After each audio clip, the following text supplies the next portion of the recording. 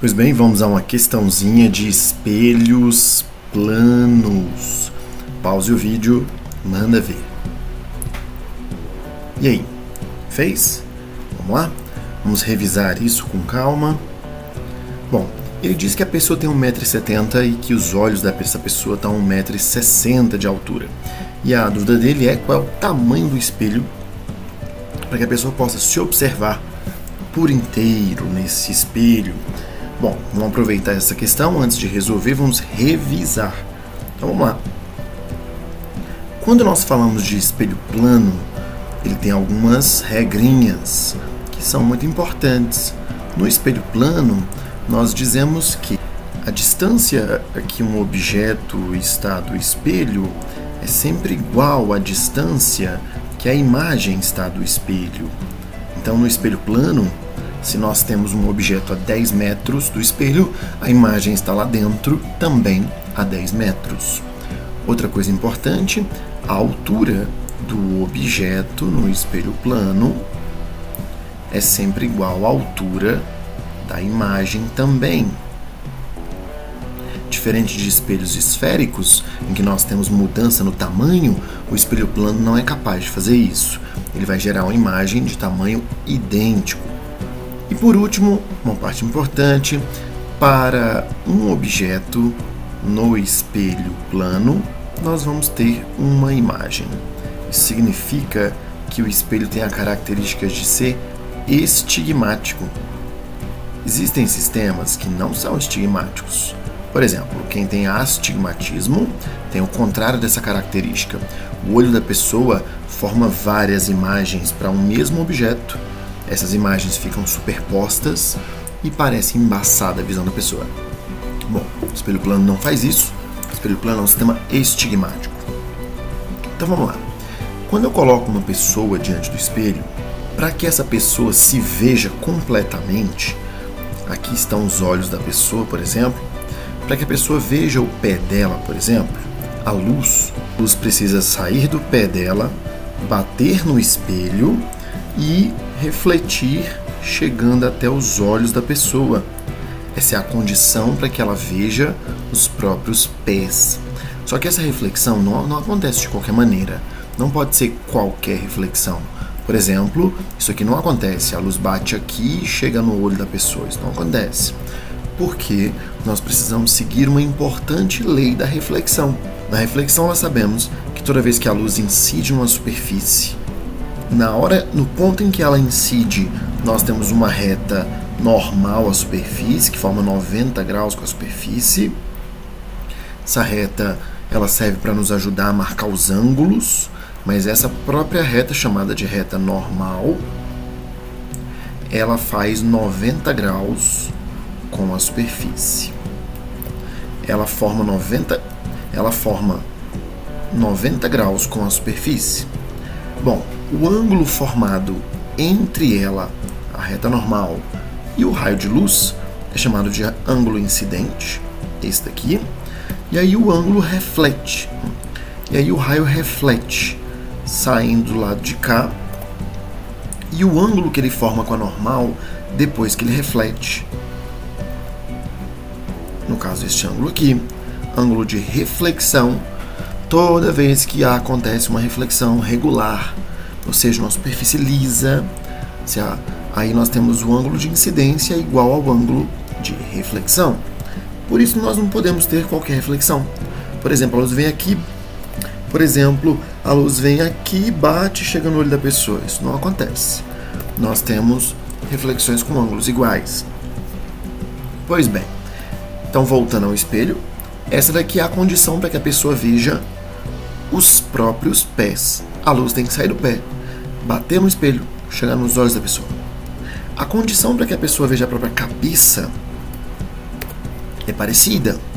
A luz precisa sair da cabeça da pessoa, a luz tem que bater no espelho, e aí a luz reflete no espelho com o mesmo ângulo e chega nos olhos da pessoa. Então, esse desenho do jeito que ele está aí é a garantia de que a pessoa consegue ver o corpo todo no espelho, de qualquer parte do seu corpo. Eu peguei as partes extremas, mas qualquer outra parte está inclusa aí nesse intervalo. Então, seguindo essas regras de espelho plano, eu posso dizer que a mesma distância que essa pessoa está do espelho, vamos chamar aqui de distância D, nós temos lá atrás a mesma distância D, a imagem da pessoa. Pois bem, com esse desenho feinho, estou quebrando leis da reflexão. Mas tudo bem, vamos dar uma forçadinha. Essa daí é a imagem da pessoa em relação ao espelho. Bom, todo espelho plano tem uma outra característica importante. O prolongamento de raios refletidos passam pela imagem. Esse prolongamento é muito importante, participa de muitas questões em espelhos planos. Então, se eu pegar os raios que foram refletidos pelo espelho, não é esse raio aqui, esse está saindo da cabeça da pessoa e chegando no espelho, é um raio incidente. Não, nós queremos esse raio aqui, o que refletiu já. A mesma coisa no segundo caso. Nós não queremos esse raio que está indo para o espelho, não. Nós queremos esse raio aqui. O que acontece é que se eu fizer o prolongamento deles, então, se eu prolongar os raios, eles passam lá na imagem. Prontinho, tá aí. Prolonguei os raios refletidos e eles passaram aonde a imagem está. Todo espelho plano, nós temos essa característica funcionando. E aí, graças a essa característica de fazer o prolongamento dos raios, nós agora podemos aplicar a matemática para resolver essa questão. Então, o negócio é o seguinte, nós sabemos que a altura de um objeto é igual à altura de uma imagem. Então, se nós considerarmos essa daqui como sendo a altura total da pessoa, Hzão, podemos dizer que a imagem vai ter a mesma altura, Hzão. Bom, antes de olhar a questão, nós já podemos tirar algumas conclusões aqui. Primeira conclusão, qual deve ser o tamanho do espelho para que a pessoa se veja completamente? Como assim? Essa parte do espelho é inútil. Essa parte aqui de baixo também é inútil. A única parte importante é a parte que refletiu raios luminosos, que está entre esse intervalo de raios luminosos. Por exemplo, os raios do joelho da pessoa vão bater aqui mais ou menos e no olho da pessoa. Os raios do braço da pessoa vão bater aqui, chegar nos olhos da pessoa. Então, a parte do espelho que é importante é só essa parte entre os raios amarelos. Qual deve ser esse tamanho aí para que a pessoa se veja completamente? Se nós fizermos uma semelhança de triângulos, vamos tirar isso daqui, nós podemos fazer o seguinte. Se nós pegarmos esse triângulo grandão aqui, ó, esse grandão, com esse triângulo pequenininho aqui, vamos tirar os dois. Vai ficar algo mais ou menos assim. O triângulo grandão. Bom, no triângulo grandão, essa daqui é a altura H, é a altura da pessoa, que é igual à altura da imagem, né? A mesma altura. Enquanto que essa distanciazinha aqui, se você olhar com calma, ela é 2 vezes a distância D, que é D até o espelho e do espelho até a imagem. A distância é a mesma, então é 2D. Essa distanciazinha aqui, nós temos D, que é só até o espelho. E essa altura aqui, enquanto aquela primeira altura era a altura da pessoa, essa altura aqui vai ser a altura do espelho, é o tamanho do espelho. Bom, se fizermos uma semelhança de triângulos, podemos dizer que a altura da pessoa está para 2 vezes a distância D, assim como a altura do espelho, o tamanho do espelho, está para a distância D. Cortando D com D, primeira conclusão que nós temos, não interessa a distância que a pessoa está do espelho. Se o espelho for metade da altura da pessoa, a distância não importa. Se não for, aí faz diferença a distância da pessoa, sim. Mas quando essa condição aqui é satisfeita, quando o tamanho do espelho é metade do tamanho da pessoa, pelo menos, para qualquer distância que a pessoa estiver, ela vai se ver completamente no espelho. Bom, mas não é só isso. Aonde é que esse espelho deve estar em relação ao solo? Porque, por exemplo, aqui embaixo nós temos essa distância de verde, ó. É a distância do espelho até o chão. Será que ele pode estar no chão? Será que ele tem que estar muito alto, acima da linha dos olhos da pessoa? Vamos descobrir que a altura de verde é essa daqui, que o espelho deve estar do chão para se ver, para que a pessoa se veja completamente. Bom, nesse caso agora, eu quero que você localize outros triângulos. Agora nós vamos achar esse triângulo grandão aqui, dos olhos da pessoa até o pé da imagem, e da borda do espelho até o pé da imagem. Esse triângulo também é semelhante. Se nós tirarmos eles aqui, vai ficar assim. O primeiro triângulo ele é assim, e o segundo assim. Nós temos aqui a altura não da pessoa, antes é a altura da pessoa, só que esse triângulo parte dos olhos da pessoa.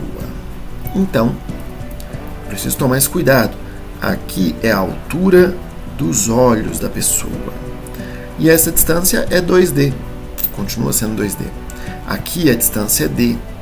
E aqui é a altura que o espelho precisa estar do chão. Pois bem, então, fazendo essa continha, vai ficar que a altura dos olhos da pessoa está para 2D, assim como a altura do espelho em relação ao chão está para D. Posso cortar D com D, então a distância não importa se o espelho estiver pelo menos na metade da altura dos olhos da pessoa.